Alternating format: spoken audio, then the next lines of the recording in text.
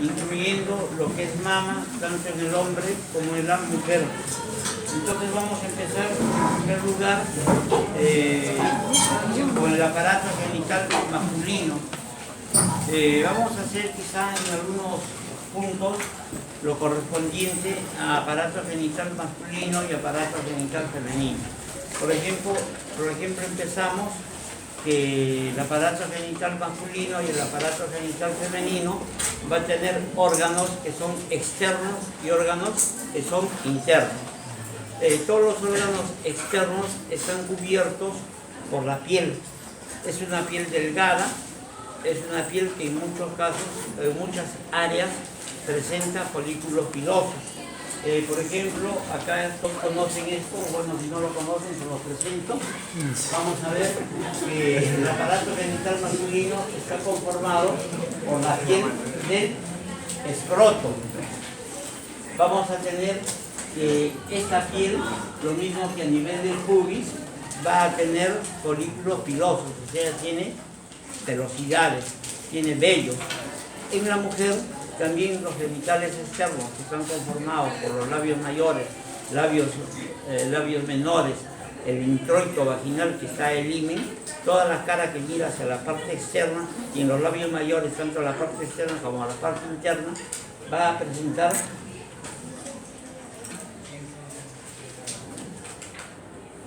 Perdón, ¿quién es el delegado?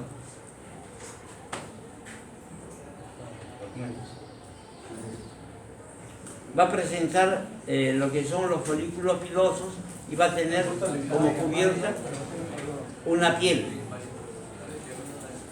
Esa piel es una piel muy delgada y va a ser una piel muy enervada, porque va a ser una piel muy sensitiva, va a ser una piel erógena.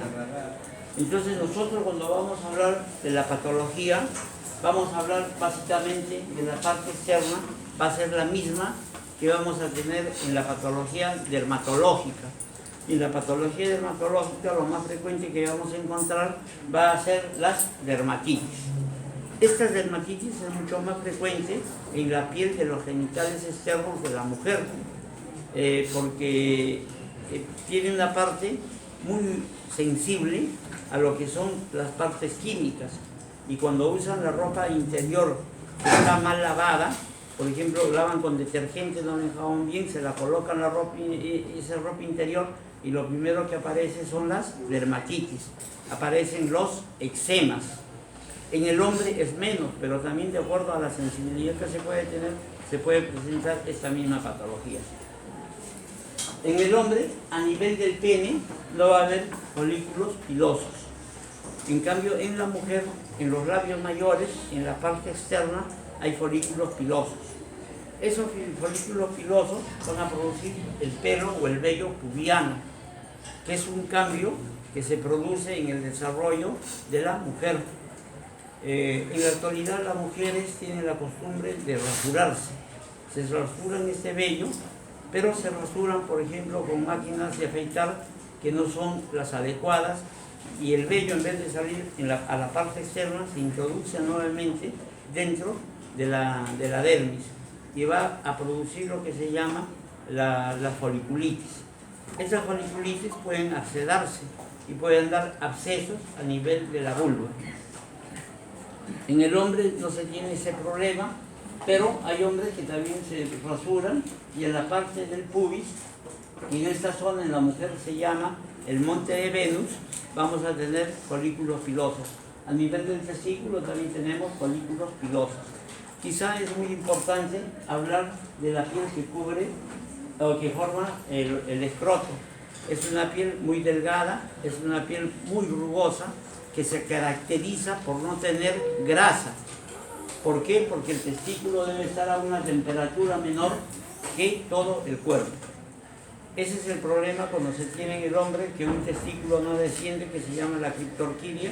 Se va a producir la necrosis del testículo si no se hace la cirugía adecuada. En el pene, el hombre va a tener una patología que no es muy frecuente, pero sí se da la hipospadia y la hiperspadia. Esto es una patología que este meato urinario, en vez de salir en forma vertical, sale en la parte ventral o sale en la parte dorsal. Entonces la madre lo primero que va a ir al médico a consultar, doctor, yo cuando le estoy cambiando al bebé, el bebé me orina en la cara. Entonces eso uno dice, debe tener el meato urinario, en vez de tener en la parte distal del glande, lo debe tener en la parte dorsal. Cuando el niño es pequeño, esto se puede solucionar en forma muy rápida. Se hace la sutura y se canaliza y vamos a tener que se va a colocar el meato urinario en la posición normal. La otra patología que tenemos que ver en el hombre, nosotros sabemos que esto es el glande, vulgarmente le llaman la cabeza del pene. Entonces acá vamos a tener el flujo balano prepucial y lo que vamos a tener, esto es un remangue de la piel. Esto va a cubrir al glande. El glande viene a ser esto, es la prolongación de lo que viene a ser el cuerpo cavernoso, ¿no? No, cavernosos son estos, este es el cuerpo esponjoso. Entonces el remanso del cuerpo cavernoso y va a estar cubierto por el prepucio. Cuando este prepucio es muy largo, se va a angostar la parte distal. Entonces el glande no va a poder salir. Esa persona que tiene ese problema se llama la fimosis. Se dice que el hombre que tiene fimosis puede padecer de cáncer, porque va a tener el esnegma. Hubo estudios en la raza judía, que en la raza judía casi a todos los judíos hombres le hacen la circuncisión. Se vio que las mujeres no tenían con mucha frecuencia el cáncer de cuello uterino, el carcinoma epidermoide.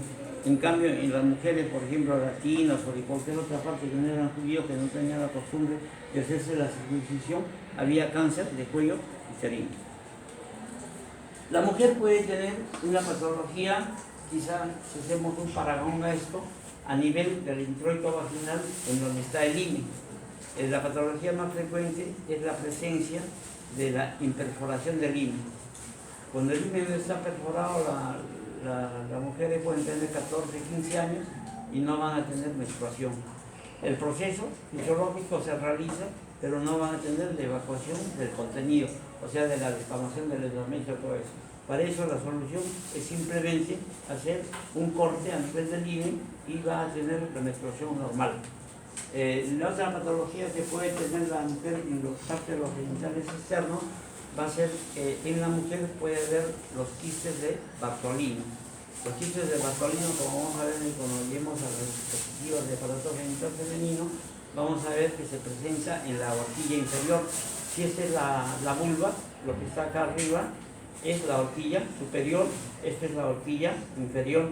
En esta horquilla inferior tenemos las glándulas de Bartolino, las glándulas de Sen, y esas glándulas se pueden inflamar. Se dice que la inflamación de las glándulas que puede haber en esta zona es por la gonorrea.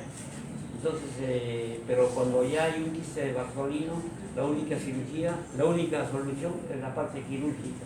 Se tiene que hacer la macrocirugía del quiste. Nosotros vamos a tener que en el hombre ya hemos visto esto. Este es el corte del pene, están los cuerpos cavernosos, vamos a tener el cuerpo esponjoso, tenemos la vaginalis. En toda esta zona, detrás del pene, la patología frecuente que podemos encontrar maligna es el carcinoma epidermoide. También se puede dar acá el carcinoma vasocelular, se puede observar lesiones pigmentadas que van a ser los melanocarcinomas. Para toda esta patología hay que hacer biopsias. Cuando ustedes hagan una biopsia, no solamente del pene o de la vulva, de cualquier parte del aparato genital masculino, vamos a ver que se hace una biopsia. Al hacer una biopsia hay que tomar la parte lesionada y la parte sana. Si por ejemplo mi dedo es la lesión acá, yo debo hacer el corte entre la parte que está lesionada, o sea mi dedo, y la parte sana, para hacer la comparación del tejido. Es muy fácil hacer porque es un órgano externo en donde nosotros podemos ver cualquier tipo de patología. En el hombre, la patología que hay a nivel de la piel del escroto No hay que olvidarse que como hay folículos pilosos, puede haber lo que se llaman las foliculitis, igual que la patología de la vulva.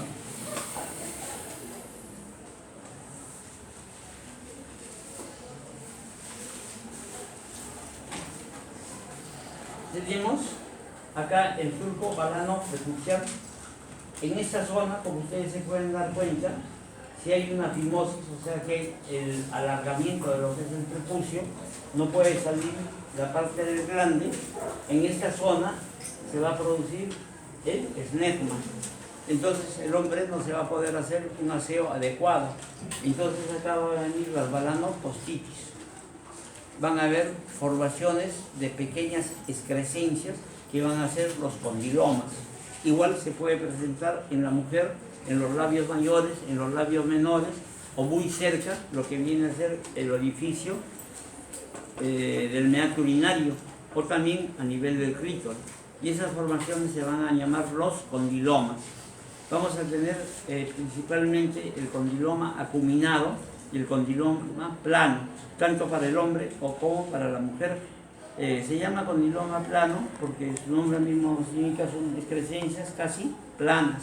En cambio, cuando tenemos un condiloma acuminado, vamos a tener excrescencias proliferativas, como si fuesen una cabeza de coliflor o de brócoli. Entonces, simplemente si uno hace un diagnóstico observando este tipo de lesiones, podemos determinar si es un condiloma plano o es un condiloma acuminado. Si es un condiloma plano, el tratamiento es igual que de la sífilis, porque esos condilomas son de origen sifilítico. Entonces, el tratamiento va a ser con penicilina. Si yo tengo un condiloma acuminado, el médico tiene que darle pinceladas con podofilina. La podofilina es una sustancia citolítica, o sea que va a destruir a los condilomas. Nunca cometan el error que al mismo paciente le den la podofilina para que se eche, porque se ha visto que en la parte médica los hombres, con el afán de desesperarse, meten el pene al frasquito y se produce una gran quemazón de todo el glande, que muchas veces produce la fibrosis del meato urinario. Lo mismo se le dará a una mujer, las mujeres echan el frasco a los genitales externos y se produce una gran sinequia del introito vaginal. Entonces uno mismo tiene que dar las pinceladas, echar muy poco de podofilina y hacer que la mujer o el hombre se lave a las 2 horas. Repetir esto interdiario y al tercer día van a ver cómo desaparecen todos los condilomas.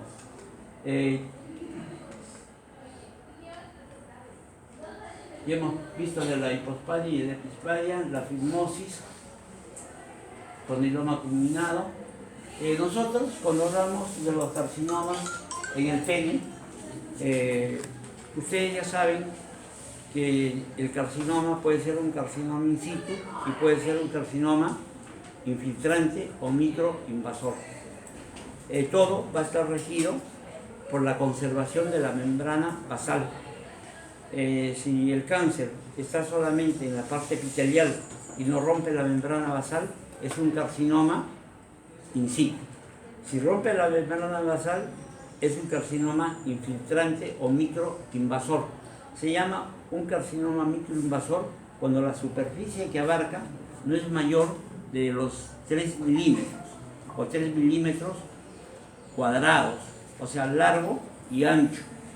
Se dice que es un carcinoma infiltrante cuando se sobrepasa más de los 9 milímetros de superficie, o sea, de largo y ancho. Cuando nosotros hablamos del carcinoma in situ del pene, vamos a hablar de 3 lesiones: la enfermedad de Bowen, la enfermedad de Queyrat y la papulosis bovinoide. Esta enfermedad nunca pasa de ser un carcinoma in situ, o sea que nunca va a tener un problema de carcinoma infiltrante. Estas 3 están dentro de la categoría del carcinoma in situ de pene. Y esto también vale para lo que es el carcinoma de vulva, para que es el carcinoma de los labios. La diferencia solamente está en lo que se refiere al cáncer de cuello uterino. Cuando yo hablo de los cánceres más frecuentes de vulva, de vagina o de cuello uterino, es el carcinoma epidermoide. Y va a ser la misma diferenciación. Cuando yo tengo el carcinoma del cuello uterino, voy a ver que el carcinoma más frecuente es el carcinoma epidermoide, el carcinoma in situ. Y del carcinoma in situ va a ser el carcinoma microinvasor y de ahí va a ser el carcinoma infiltrante. En la mujer tenemos la mayor predisposición para hacer el carcinoma epidermoide cuando hay lesiones de tipo viral. Estoy refiriéndome a lo que es el condiloma de tipo viral, o sea, el papiloma virus humano. Básicamente nosotros sabemos que tiene cerca de 133 subgrupos y vamos a ver que de esos 133, 2 solamente pueden producir cáncer. Y es el papiloma número 16 y el número 18. Cuando uno ve una lesión sospechosa a nivel del cuello uterino, que puede ser un carcinoma epidermoide o una lesión premaligna, como puede ser una displasia severa o un carcinoma in situ debido a un papiloma virus humano, se hace un Papá Nicolau. Si en el Papá Nicolau encuentro, por ejemplo, una displasia severa con presencia de coidocitos, yo voy a suponer que la causa van a ser los coidocitos, y los coidocitos están dados por el papiloma virus humano. Pero para yo tener la seguridad tengo que hacer una determinación del ADN para saber si es del número 18 o del número 16. Yo le hago una hibridación in situ y encuentro que es un papiloma 16 o 18, yo doy tratamiento para la infección viral, se puede dar un retrovirus o de caso contrario hago una cirugía. Y la cirugía está en un cono, puede ser un cono frío o un cono simplemente quirúrgico. Entonces ya saben que de esto la de Bowen no va a ir al cáncer, en la mujer lo mismo, en la enfermedad de Bowen en la vagina no va al cáncer, tanto en el hombre y en la mujer puede haber el melanocarcinoma o el melanoma. Vamos a ver las diapositivas, los melanomas, tenemos que hacer el diagnóstico histopatológico. Se van a ver células poligonales y van a tener un pigmento que es la melanina. Nosotros para saber si es melanina tenemos que hacer estudios de inmunohistoquímica y los estudios de inmunohistoquímica que se realizan va a ser el S100, que es específico para la proteína. Podemos hacer el HMB45 que sale positivo y nosotros podemos hacer el diagnóstico de una enfermedad que va a ser el melanoma. Para el melanoma y tener la clasificación vale para los dos, también para hombre y mujer, es la clasificación que hay primeramente el crecimiento del melanoma en profundidad. Entonces vamos a tener ahí el CLAR y el VESLO. Esto se hace teniendo en el microscopio un lente marcado con una reglita. Entonces uno pone la lámina y ve desde la superficie hasta dónde va invadiendo. Entonces vamos a tener un CLAR 1, un CLAR 2, un CLAR 3. Lógicamente que el 3 y el 4 es el que tiene mayor profundidad y es el que va a comprometer más a la persona. Cuando hay un CLAR 1 o 2, el tratamiento puede ser simplemente quirúrgico. El gran problema es que cuando hay el melanoma, y por ejemplo hay un melanoma de pene, lamentablemente hay que amputar el pene. Y cuando hay un carcinoma, un melanocarcinoma de vulva, hay que hacer una vulvectomía. Se saca toda la vulva, todos los labios, labio mayor, labio menor. Es una cirugía bastante cruenta.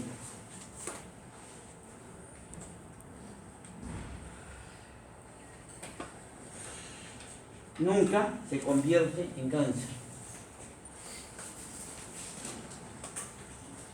Cuando vemos el carcinoma de pene, lo más frecuente que se presenta es en el surco balano prepucial.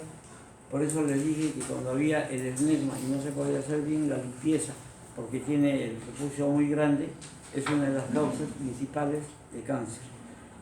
También esto puede ser contagiado a la mujer. Los hombres que no tienen el surco balano prepucial libre para hacerse un aseo pueden contaminar por medio del esnegma. La ventaja quizá que los hombres que tienen el prepucio muy largo no pueden tener relaciones sexuales porque les duele. No es que el grande no sale, se queda ahí, y cuando hay una relación hay la erección, peor, hay mucho dolor, entonces evitan tener relaciones sexuales femeninas. Miren, ¿cómo es posible que un hombre pueda llegar a esto, no? Acá tiene, aparte del cáncer, va a tener una gran cantidad de candidiasis, miren. Y esto empeora el cuadro. Vamos a ver que la lesión es a nivel de lo que viene a ser el surco balano superficial. Acá lo están preparando ya para cortarlo, ¿no? Porque no puede haber otra solución. Cuando el cáncer se detecta de forma temprana, va a tener solución. En estos casos ya no, lo único que queda es la amputación del pene.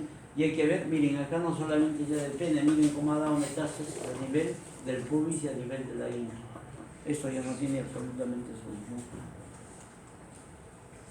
Lo mismo acá. Es lo mismo. Acá, miren. Acá, ¿qué van a notar? Miren cómo hay una mancha media marrón. ¿Están viendo acá, no? Y miren acá. Esto así nomás ya uno ve y esto dice que es un melanocarcinoma. Acá lo importante es ver la zona en donde se ha realizado la amputación. Acá estoy viendo que la zona también es negruzca. Por lo tanto, yo puedo suponer que este borde quirúrgico está comprometido por la lesión.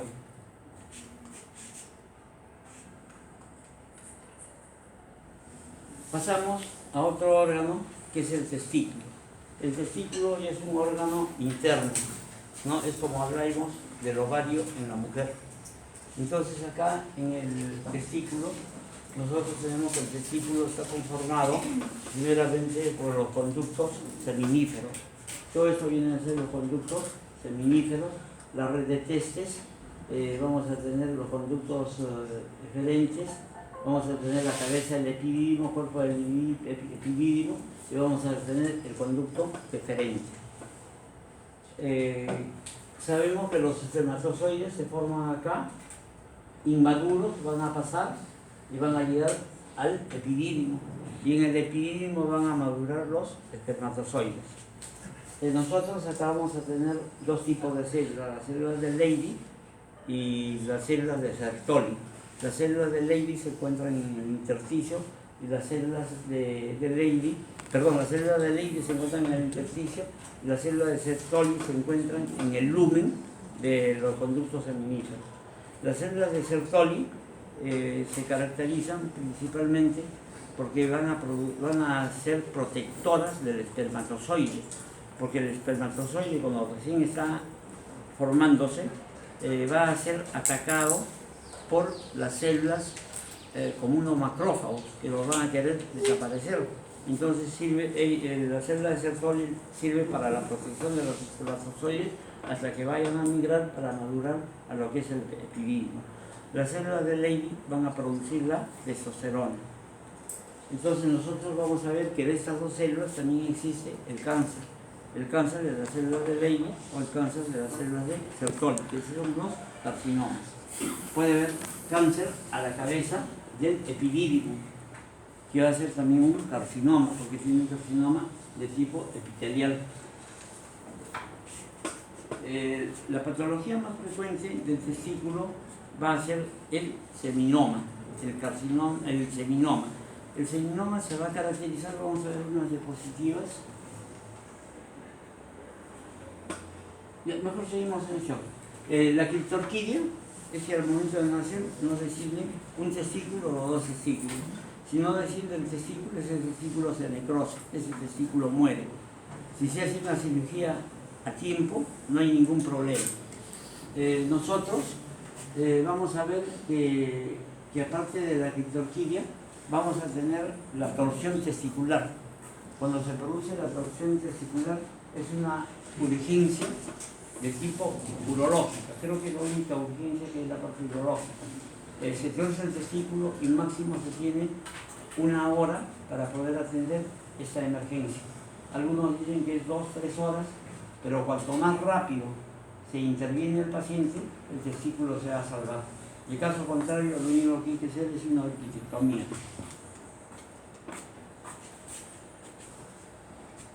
El hidrocele.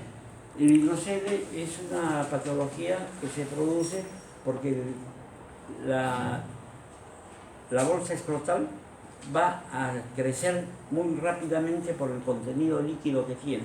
Entonces nosotros debemos tener la capacidad de poder hacer un diagnóstico de lo que viene a ser un hidrocele. Es muy fácil, ¿no? Se agarra el testículo y se pone una linterna. Y si uno ve que la luz se transmite a través de la piel del escroto, vamos a decir que es un hidrocele, porque no todo contenido líquido del escroto puede ser un líquido, puede ser un contenido purulento, puede ser una infección, puede ser una tuberculosis testicular.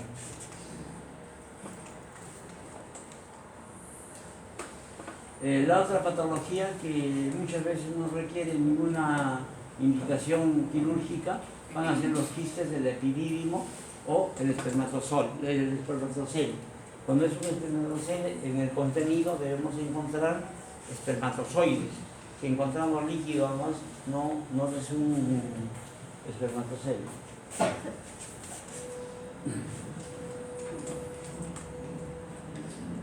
El varicocele. El varicocele viene a ser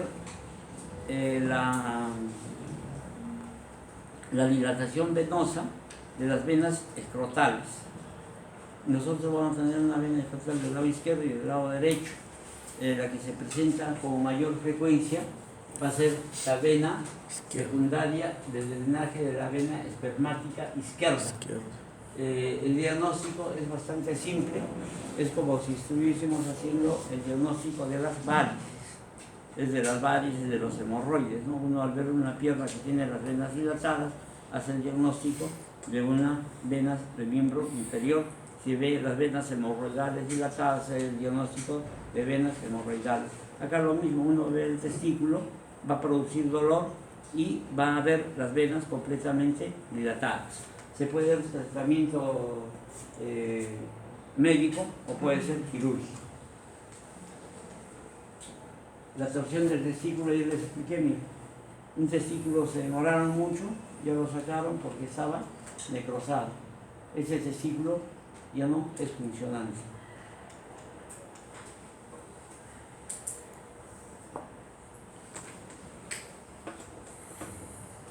Nosotros vamos a tener infecciones que pueden afectar a la parte del epidídimo, pueden afectar al conducto deferente. Hablando del conducto deferente, hay patologías que se han puesto de moda cuando se hace la vasectomía. Acuérdense que toda vasectomía que realicen, la pieza tiene que mandarlo al patólogo, porque hay muchos casos que han dicho que han sacado el conducto deferente y no es el conducto deferente, simplemente es un tejido fibrótico. Al hombre le dicen, ya tiene la vasectomía, no tiene ningún problema, y a los 2 meses está embarazando a su pareja. Y ahí vienen los problemas. Han habido muchos problemas legales por esta circunstancia.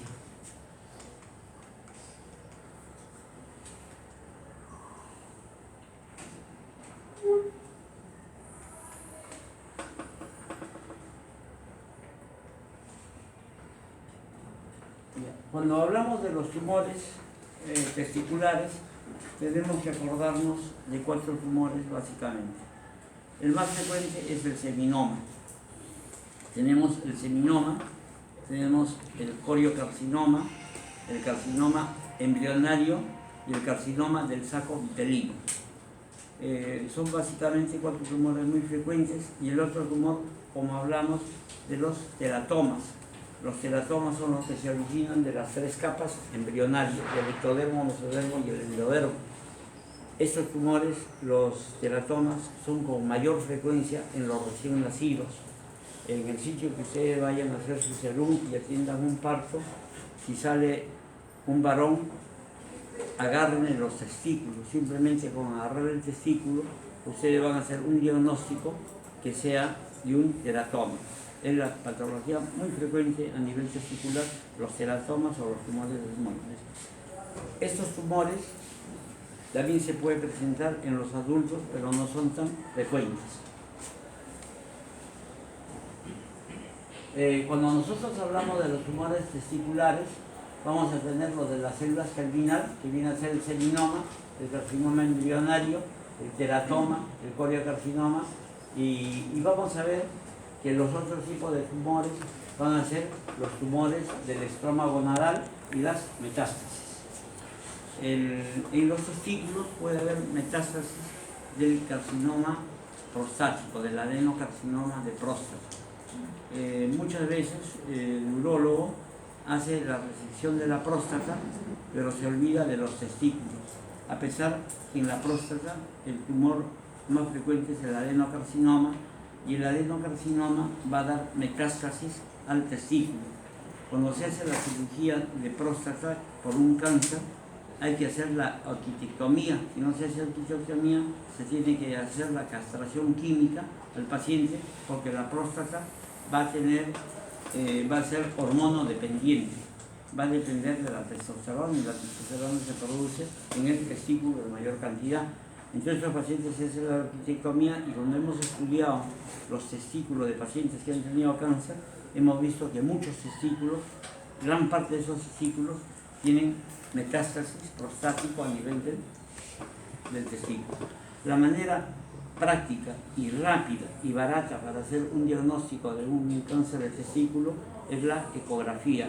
Con una ecografía yo puedo detectar tumores del tamaño de la cabeza de un alfiler. Sale en las ecografías. Hay muchas tendencias en decir que al testículo no se debe hacer biopsias antes de la cirugía. Se puede hacer una biopsia casi en el momento del acto quirúrgico, simplemente para hacerle una biopsia por congelación o una interconsulta operatoria. Cuando nosotros hablamos en general de los tumores testiculares, podemos agruparlo en dos grupos, en lo que son los seminomas y lo que no son seminomas. Si sabemos esto, vamos a acertar de todas maneras, porque los seminomas van a ser el tumor más frecuente y los que no son seminomas no van a ser muy frecuentes. Entonces vamos a ver, miren que la clasificación de Dixon nos dice que son seminomas, carcinoma embrionario, teratoma con carcinoma y los coriocarcinomas. La clasificación, ¿son seminomas o no son seminomas?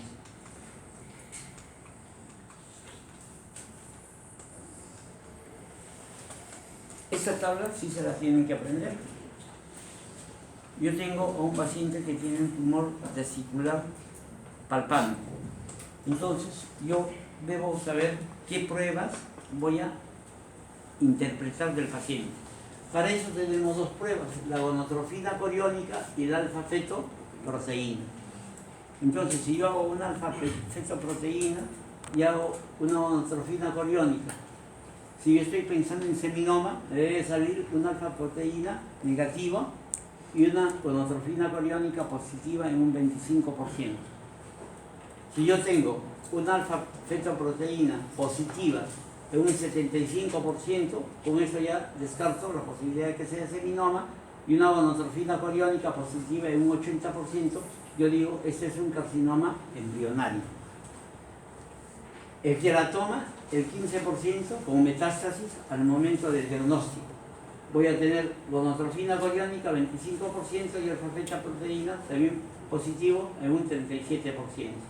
Y cuando veo un coriocarcinoma, voy a tener una gonotrofina coriónica positiva un 100% y alfa-fetoproteína negativa.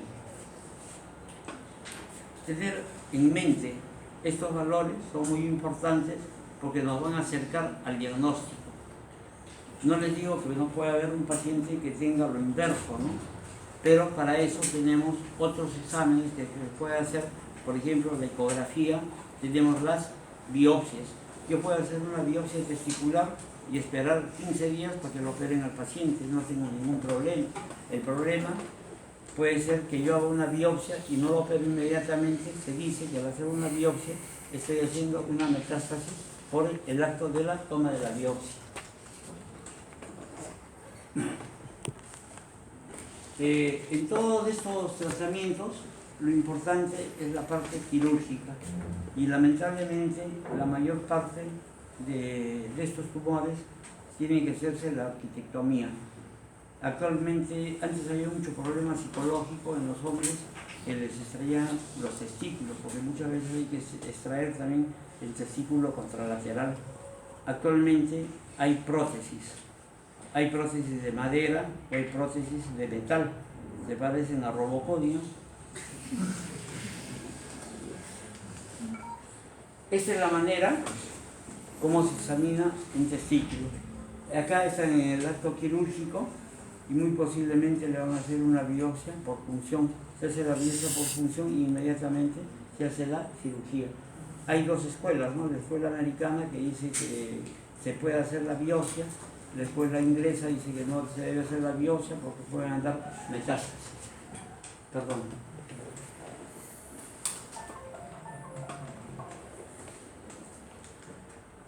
Miren, ¿qué les parece este signo? Que se están necrosando, ¿no? Miren.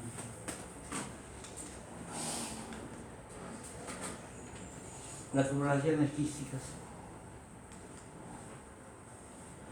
Miren, como esta parte del tumor se ha necrosado. Y esto es un tejido normal.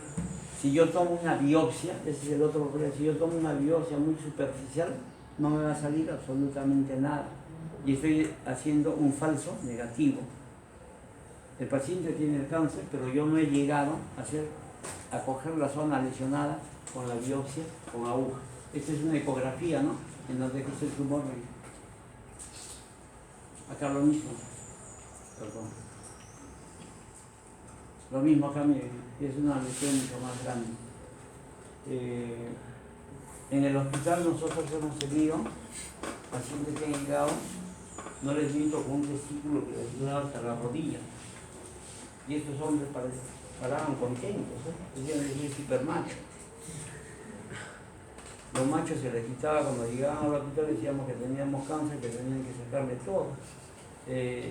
La idiosincrasia del paciente peruano es muy difícil, ¿no? Porque alguien le dijo, no, eso es normal, se dejaba con eso y nunca se hizo un tratamiento. Y llegan cuando ya el tumor ha dado metástasis.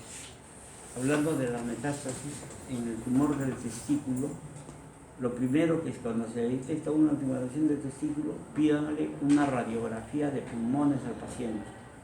Porque lo primero que da, muchas veces, no sale el tumor en el testículo y ya dio metástasis a nivel pulmonar.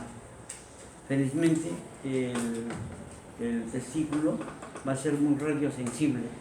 Se les da radioterapia y desaparecen muy rápidamente las lesiones a nivel pulmonar. Pasamos a la próstata. Eso es para un recuerdo a la vejiga y aquí está la próstata. ¿No? La próstata es una glándula exocrina y una glándula endocrina. Va a formar el licor prostático junto con el licor seminal y los espermatozoides forman lo que es el contenido de una eyaculación. La próstata es abordable mediante el tracto rectal. También es abordable por tracto rectal para hacer las ecografías. Las ecografías son de gran ayuda para hacer el diagnóstico de cáncer de próstata. Por lo contrario, ustedes habrán escuchado hablar que para la próstata vamos a tener lo que es el carcino embrionario prostático. Esta proteína de inmunohistoquímica no sirve para diagnóstico de cáncer. Lo que sirve es para el seguimiento del cáncer.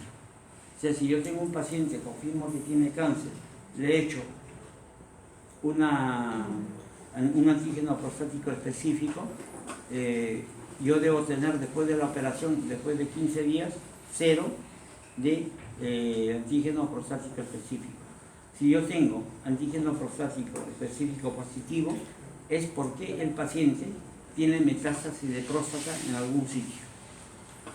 Para eso sirve, para el seguimiento, pero no sirve para el diagnóstico, porque ¿qué nos va a detectar el antígeno prostático? Lo que nos detecta el antígeno prostático va a ser única y exclusivamente lo que es la masa de próstata. Y masa de próstata también puede haber en la columna vertebral, puede haber a nivel del testículo, en cualquier sitio. Cuando nosotros vamos a explorar la próstata, la hacemos por medio del tacto rectal. Antiguamente se hacían las ecografías suprapúbicas, que habían muchos errores. Ahora el traductor se coloca por el recto y se hace una ecografía transrectal. Tiene la mayor seguridad.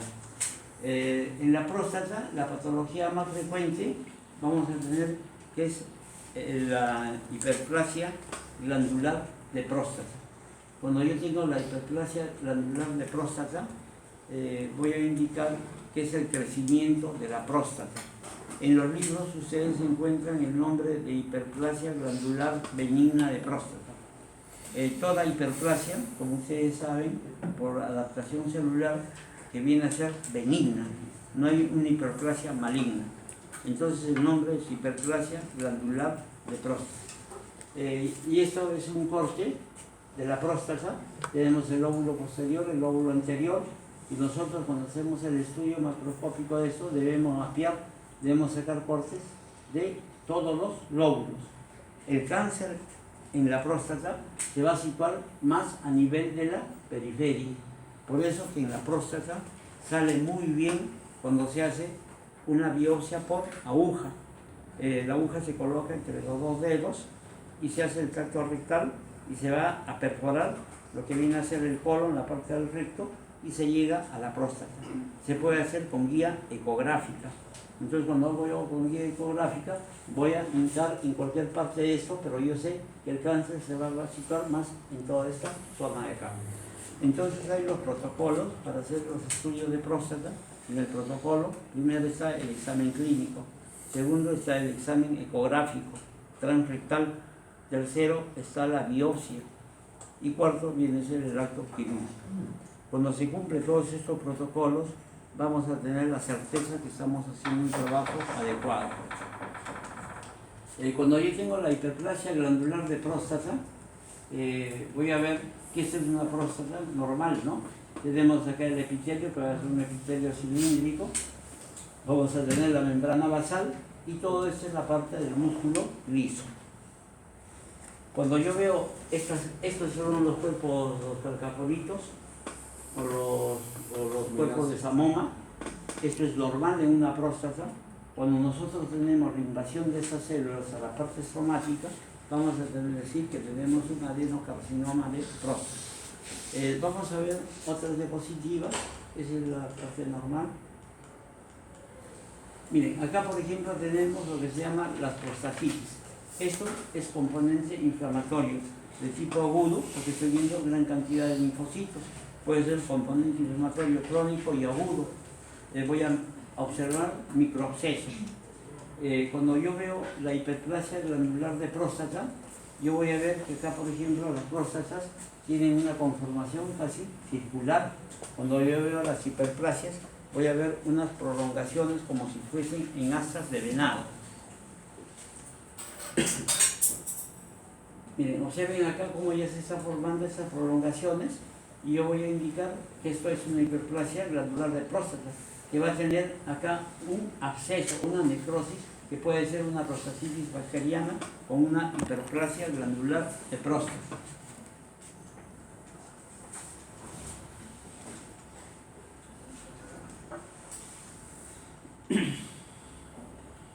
¿Qué notan acá?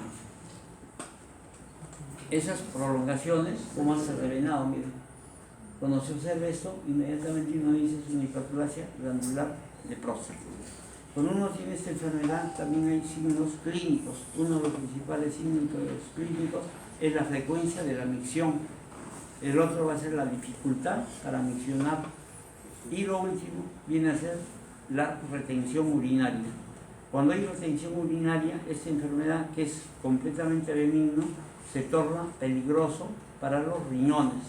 Puede producir insuficiencia renal porque la orina, en vez de salir a la parte externa, va a hacer un remanso a nivel de la vejiga, va a ascender por los uréteres y va a producir una hidronefrosis. Y la hidronefrosis produce la destrucción de los riñones. produce una insuficiencia renal terminal.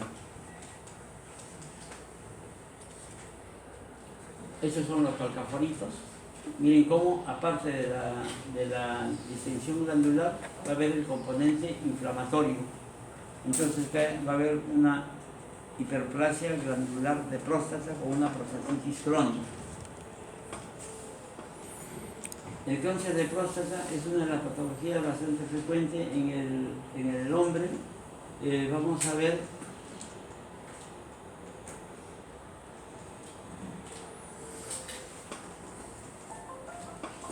no, creo que no tengo ninguna figura. Bueno, el cáncer de próstata se va a caracterizar histológicamente, macroscópicamente primero, porque la próstata va a ser dura.